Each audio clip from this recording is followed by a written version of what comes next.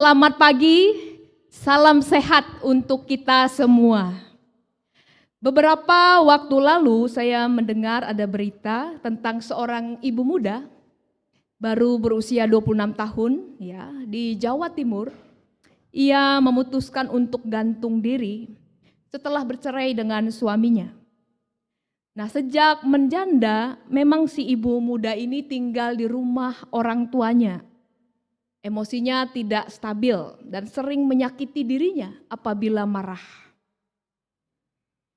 Mungkin keadaan atau status si ibu yang bercerai ini membuat ia tidak sanggup lagi menghadapi kehidupan. Lalu beberapa waktu lalu juga saya mendengarkan informasi bahwa sebagian besar negara di benua Afrika memang angka kematian karena COVID-19 tidak tinggi. Seperti itu Bapak Ibu. Tetapi secara umum tidak semua negara di sana. Negara-negara di Afrika sekarang menghadapi resesi, meningkatnya kekerasan dan kejahatan, juga pengangguran ya, karena krisis ekonomi. Nah, pada saat-saat ini juga kita tidak jarang mendengar orang-orang ya, saudara-saudari kita mempertanyakan, dalam keadaan saya yang sekarang ini, dalam keadaan ketika saya menderita, apakah Tuhan itu ada? Sungguhkah Tuhan itu hadir? Kalau Tuhan ada, kalau Tuhan hadir, mengapa harus ada penderitaan? Bapak Ibu, saudara-saudari, setiap kita pasti pernah ya mengalami kesulitan, kesukaran, kemalangan, bahkan penderitaan. Penulis kitab Roma sendiri pernah mengatakan bahwa penderitaan itu akan menimpa setiap orang yang hidup. Artinya apa? Ketika penderitaan itu datang, ia tidak pilih-pilih. Orang yang baik, orang yang kurang baik, orang yang saleh, dan orang yang kurang beriman bisa menderita. Apa yang kita lakukan bila kesulitan, kesukaran, bahkan penderitaan baru saja menghampiri kita dan saat ini kita mengalaminya? Apakah kita pasrah begitu saja atau kita mengeluh ya pada orang-orang terdekat kita? Atau kita menangis, berduka, berteriak, atau menyerah saja? Ya. Atau sebaliknya ya, kita bertanya ya, kepada Tuhan, bahkan mungkin bisa jadi iman kita undur, kita kecewa kepada Tuhan, mengapa saat ini saya menderita. Bapak Ibu saudari yang dikasihi Tuhan, tidak jarang juga dalam penderitaan ya, kita ataupun saudara-saudara kita bisa memutuskan ya, bahwa penderitaan ini harus segera diakhiri dengan cara kita sendiri. Kita memilih jalan kita sendiri supaya kita kuat, supaya penderitaan ini selesai, supaya kita dapat melanjutkan kehidupan kita lagi. Ya, Bapak Ibu saudara-saudari, ada satu konsep dalam filsafat yang disebut dengan Ubermensch. Ya, ungkapan Ubermensch ini pertama kali ya disampaikan oleh Friedrich Nietzsche, seorang filsuf Jerman. Ubermensch ini adalah konsep manusia super. Nah, dalam konsep ini tujuan hidup manusia itu adalah Ubermensch, ya, menjadi manusia super dengan kehendak berkuasa. Manusia harus menjadi manusia unggul. Dia harus lebih berani, lebih kuat, lebih cerdas, dan lebih berkuasa. Sehingga manusia tidak membutuhkan Tuhan lagi. Percaya pada Tuhan membuat manusia menjadi lembek dan lemah. Oleh karena itu manusia harus menjadi manusia unggul, manusia super. Nah, Bapak Ibu saudari yang dikasihi Tuhan, kalau kita perhatikan apa yang disampaikan oleh Friedrich Nietzsche ini, membuat kemudian kita berpikir bahwa segala sesuatu yang kita alami itu bisa kita tanggung. Karena kita adalah manusia super. Kita punya kehendak, kita punya kuasa. Tetapi justru pada saat ini kita mau belajar bagaimana kita tunduk dan mengakui bukan kuasa kita, tetapi kuasa Tuhan. Kedaulatan Tuhan. Nah, kalau kita perhatikan kitab Injil Markus, Bapak Ibu saudara-saudari, di mana Kristus di sini menyampaikan tentang kerajaan Allah. Jadi Injil Markus ini ditulis kepada para pembacanya, ya. Nah, orang-orang yang hidup pada waktu itu, orang-orang Kristen yang membaca Injil Markus itu hidup pada masa pemerintahan yang begitu menekan mereka. Memang ya, tidak ada yang menginginkan penderitaan. Siapa sih yang mau menderita, Bapak Ibu? Tidak ada ya. Kita hidup ingin bahagia seperti itu. Tetapi penderitaan datang di luar kendali manusia. Bahkan bagi para pembaca kitab Markus, penderitaan itu sudah menjadi bagian hidup mereka. Sebagai orang yang beriman kepada Kristus. Kristus menyampaikan tentang kerajaan Allah. Kerajaan Allah ini bukan soal di sorga sana, ya, tempat yang penuh damai, ya, tidak ada penderitaan. Bukan hanya itu, Bapak Ibu. Tetapi Injil Markus mau menegaskan bahwa di dalam kerajaan Allah, Allah memerintah dengan kedaulatannya. Dia memiliki kendali atas kehidupan di bumi ini. Atas kehidupan saya dan Bapak Ibu. Atas kehidupan kita semua. Kristus menyampaikan, dia mengibaratkan bahwa penderitaan yang dialami oleh kita saat ini itu seperti benih yang harus hancur ketika ia ditaruh ke tanah. Benih itu tidak akan bertunas kalau dia tidak hancur dulu. Benih itu tidak akan bertumbuh kalau dia tidak hancur dulu. Dan benih yang jatuh ke tanah itu pertama-tama adalah gambaran dari Kristus sendiri yang mau berkorban, yang mau menderita, yang hancur demi kita. Demi menumbuhkan jemaatnya di bumi ini. Sehingga terwujudlah kerajaan Allah. Kalau kita perhatikan baik-baik dalam Markus 4, ya, secara khusus ayat 26 sampai 29. Perumpamaan yang diungkapkan Yesus ini menggambarkan ketidakberdayaan manusia. Seorang petani yang menabur benih. Petani menabur sesuai dengan waktunya. Tetapi petani itu tidak tahu bagaimana proses benih itu bertumbuh di dalam tanah. Benih itu memiliki rahasia kehidupan. Benih itu memiliki rahasia pertumbuhannya sendiri. Dan manusia terbatas.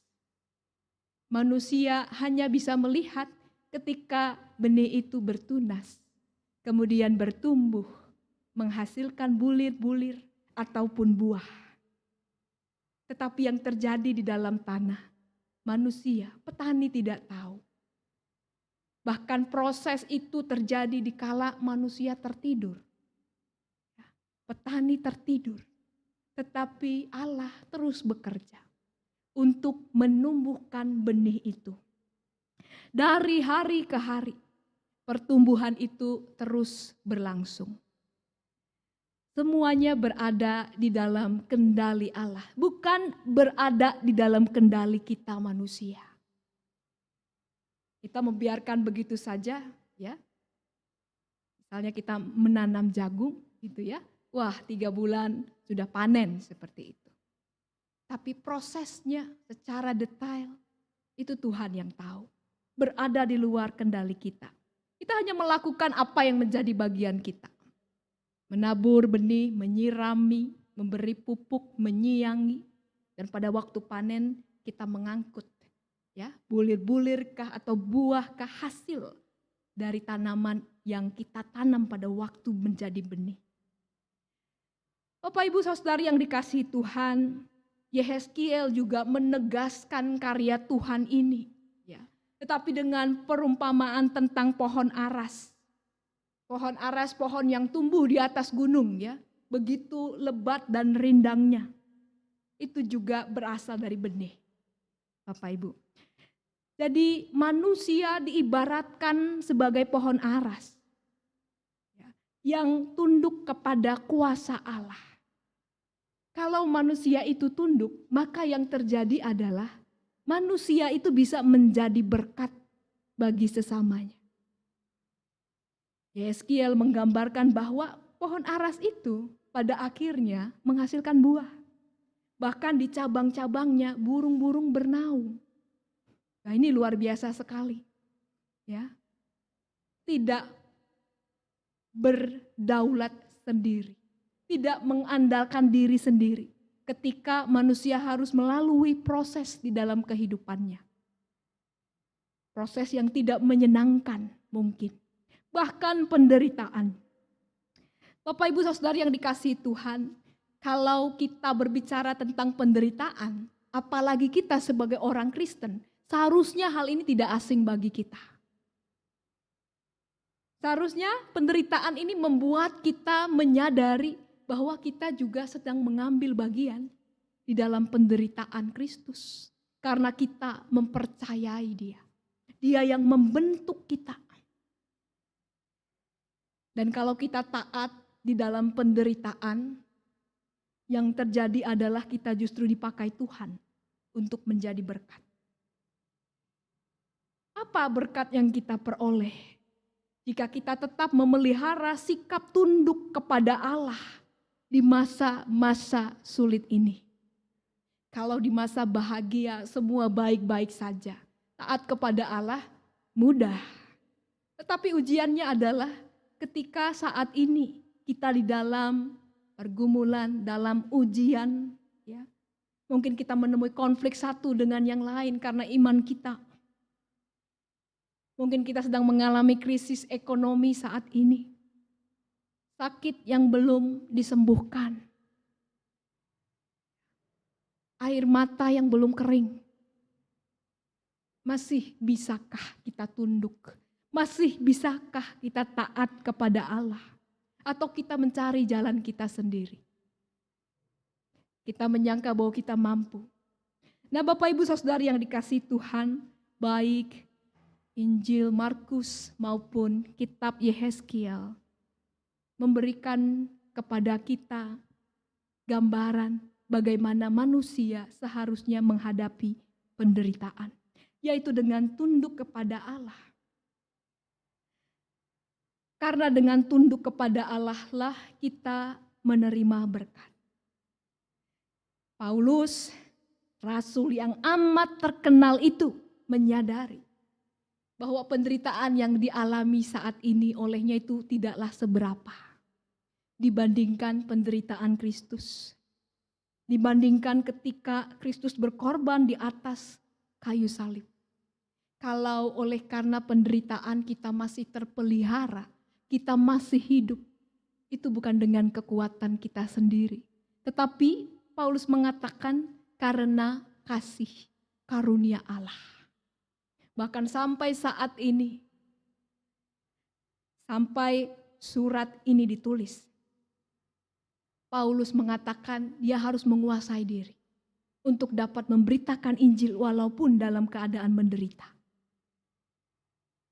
Jadi penderitaan bagi Paulus tidaklah dianggap nista atau sesuatu yang harus kita hindari. Tapi justru dia bersyukur. Karena Paulus percaya bahwa penderitaan ini tidak selamanya. Penderitaan ini akan berakhir juga. Karena kita pun akan beralih kepada Allah. Kita tidak selamanya mengalami penderitaan dalam dunia sekarang ini, ada waktunya kita beralih kepada Allah. Allah membawa kita mengalaminya lebih dekat. Hanya saja kita perlu belajar dari penderitaan. Nah, kita perlu belajar tentang apa? Yang pertama, kita perlu belajar mengandalkan Tuhan ketika kita menderita. Kita tidak mengandalkan diri kita sendiri, jalan kita sendiri, hidup dengan cara kita sendiri. Kita betul-betul bergantung kepada Tuhan. Kalau kita memandang salib Kristus, apalah artinya penderitaan yang kita alami saat ini?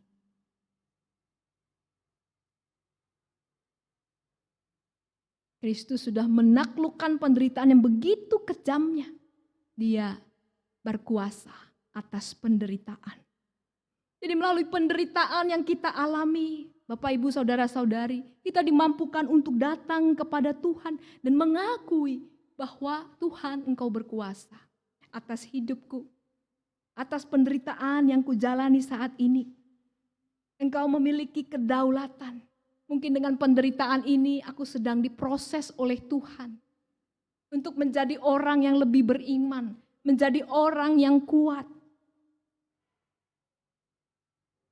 Lalu dalam penderitaan juga kita diajar untuk bersabar. Kalau tahun lalu kita berharap ya Bapak Ibu, pandemi ini harus segera berlalu. Seperti itu. Ya, bahkan sampai sekarang sudah 1 tahun lebih ya. Kita masih dalam kondisi tinggal di rumah ya, menjaga jarak, mencuci tangan, menjauhi kerumunan seperti itu. Kita tidak tahu ya kapan berakhirnya. Tetapi ini membuat kita kemudian melatih diri untuk bersabar. Harapan kita sih pandemi ini segera berlalu. Tetapi kita menunggu waktu Tuhan. Ya. Dalam masa pandemi ini banyak sekali kita diproses oleh Tuhan untuk menjadi orang-orang yang lebih dewasa, orang-orang yang lebih peduli kepada sesama, orang-orang yang mau melihat kehendak Tuhan di balik situasi pandemi ini. Orang-orang yang tetap memelihara persaudaraan dalam keadaan yang sulit, saling menopang, saling mendukung.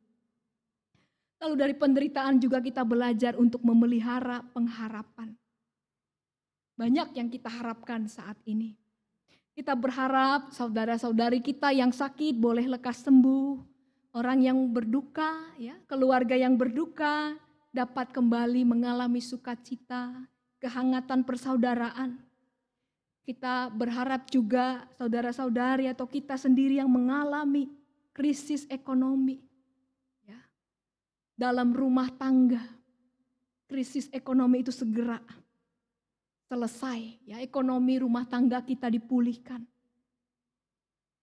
Ekonomi kita stabil, yang di PHK bisa bekerja kembali. Bapak, Ibu, Saudara yang dikasihi Tuhan, begitu banyak pengharapan kita kepada Tuhan. Bagaimana semuanya ini terwujud? Apakah dengan kekuatan kita, kecerdasan kita, kemampuan kita, kebaikan kita? Semua bisa terwujud kalau kita mengakui bahwa Tuhan itu berdaulat dan berkuasa atas hidup kita. Bapak, Ibu, Saudara-saudari yang dikasihi Tuhan, kita yang bersedia untuk rendah hati, tunduk di bawah kedaulatan Allah adalah kita yang bersedia untuk mengalami anugerah-Nya. Kita dimampukan oleh Tuhan untuk menjalani kehidupan setiap hari dalam anugerah Tuhan. Kita menghormati setiap proses yang Tuhan kerjakan dalam waktu-waktu kehidupan kita. Semoga kita tetap setia untuk mengakui kuasa Allah dalam kehidupan kita dan menjalani hari-hari penuh dengan anugerah. Tuhan Yesus memberkati kita. Amin. saat hening bagi kita.